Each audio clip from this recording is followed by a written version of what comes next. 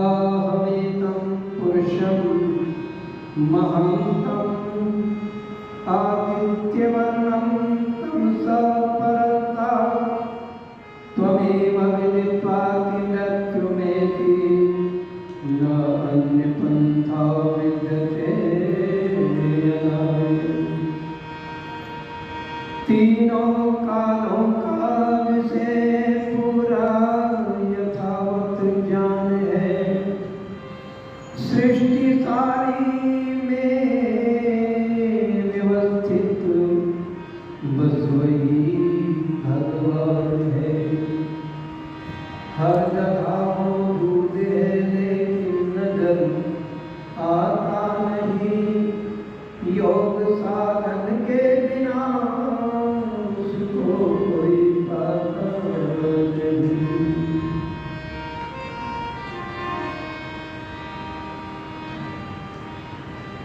बशर संसार में आकर प्रभु को भूल जाता है। बशर संसार में आकर प्रभु को भूल जाता है। माया ममता में बनेगा कर, माया ममता में बनेगा कर, प्रभु को भूल जाता है। बसर संसार में आकर प्रभु को भूल जाता है। भला क्या है बुरा क्या है ये अब तक जान पाया ना। दिया किसने तुझे सब कुछ, दिया किसने तुझे सब कुछ, उसे पहचान पाया ना। यूं घर मस्ती में इकलाकर प्रभु को भूल जाता है। माया ममता में बनेगा कर, माया ममता में बनेगा कर, प्रभु को भूल जाता है। बसर संसार में आकर प्रभु को भूल जाता है।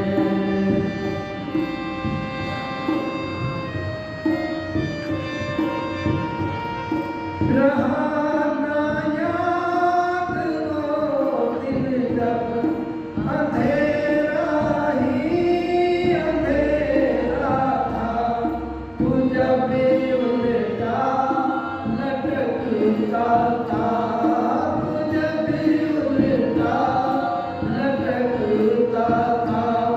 नरक के बीच डेरा था। जरा सी रोशनी पाकर प्रभु को भूल जाता है। माया ममता में बनेगा कर, माया ममता में बनेगा कर, प्रभु को भूल जाता है। बसर संसार में आकर प्रभु को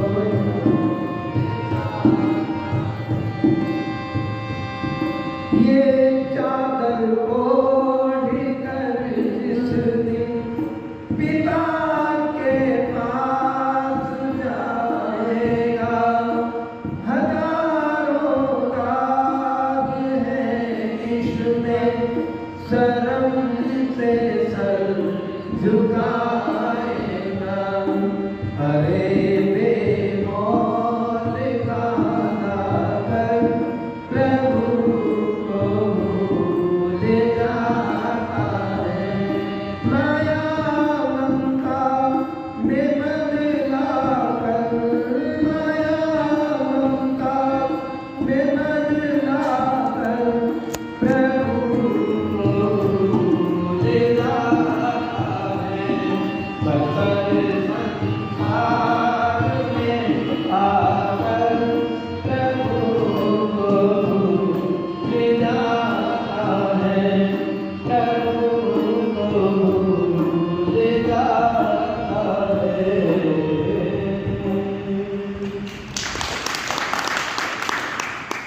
वर्तमान वेदी पर विराजमान हमारे सभी आर्य समाज के अधिकारीगण, हमारे समाज के यजमान रहे श्री चेतराम सैनी जी, भाई सुरेंद्र रावत जी, विनय मल्होत्रा जी और हमारे बड़े सिंह आर्य जी बहुत ही स्वाध्यायशील और लेखक हैं। बहुत ऋषि ध्यान को समर्पित जीवन है हमारे सेठ राम नाड़े जी, श्री स्वास्थ्य प्रधान और हमारे आसमाज की गोद में पले बड़े और जिन्हें विरासत से आसमान मिला है हमारे जगन्नाथ जी, बहुत ही हमारे शनि जी के सुपुत्र वो भी और ब्रह्म विद्यालय से पधारे हमारे ब्रह्मचारी संत भाई अनुराग आगे जी, मेरे साथ संगति कर रहे हमारे श्रीमती जी। आज देश के हालात बड़े नाजुक दौर से गुजर, आज ऐसा परिवेश उत्पन्न हो गया है, क्या आज इंसान इंसानियत को भूल गया। जहां जीने जियो और जीने दो की हमारी संस्कृति है। सर्वे भवन्तु सुखिनः, सर्वे सन्तु निरामया, सर्वे भद्राणि पश्यन्तु मा कश्चित् दुःखभाग् भवेत्। हम कामना करते हैं परमपिता परमात्मा से कि सारा संसार प्राणी मात्र की कामना करते हैं। हम प्राणी मात्र को सुखी देखना चाहते हैं। हमारी संस्कृति और सभ्यता जो है प्राणी मात्र पर दया करने के लिए, हमारा हृदय करुणा से भरा हो। संगठन हम संगो मनासी जानना, हमारे सबके विचार मिले हुए होने चाहिए। आज क्या हो रहा है, क्यों हो रहा है? एक तरफ है कि जहां काफिर मिले, और काफिर कौन है? जो इस्लाम को नहीं मानता वो काफिर है। और मंचों पर कहा जाता है, प्रसारित किया जाता है टीवी चैनल पर कि जहां भी काफिर मिले वहां उनको कत्ल कर दिया है। ये कुरान में लिखा है, 5वें जो आयत है उस कुरान में आया है। और ये पढ़ाया जाता है, तो कैसे आतंकवाद समाप्त हो होगा, कैसे धरती पर सुख पैदा होगा, कैसे सर्वे भवन्तु सुखिनः, कैसे वेद के सिद्धांत को कैसे स्थापित किया जाएगा, जब एक तरफ तो है मदरसों में पढ़ाया जाता है कि उनको कत्ल करो।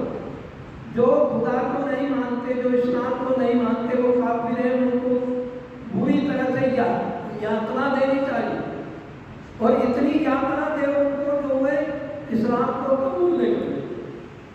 तो जहां इस प्रकार की संस्कृति हो, जहां गाय को माता मानते हो और दूसरे लोग जो गाय की रोटी से खाते हो और जो गाय को रोटी खिलाते हो, तो कैसे विचारे हो जाए, कैसे मन एक हो जाएगा।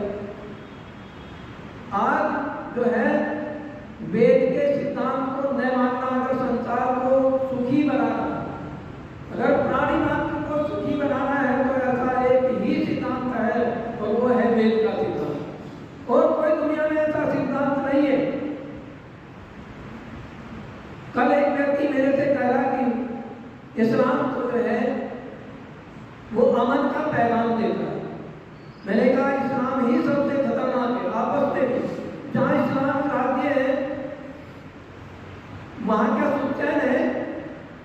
देखो किस प्रकार से हमारे में किस तरह युद्ध हो रहा है इराक में किस प्रकार से वहाँ पर जो है तबाही का आलम है।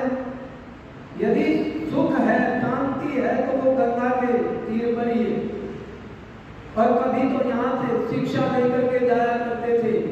कैसा था मेरा देश? ये मेरा देश जो था वेदों को मानने वाला था, वेदों का प्रचार करने वाला था। आइए बड़ा सुंदर गीत निकाले कवि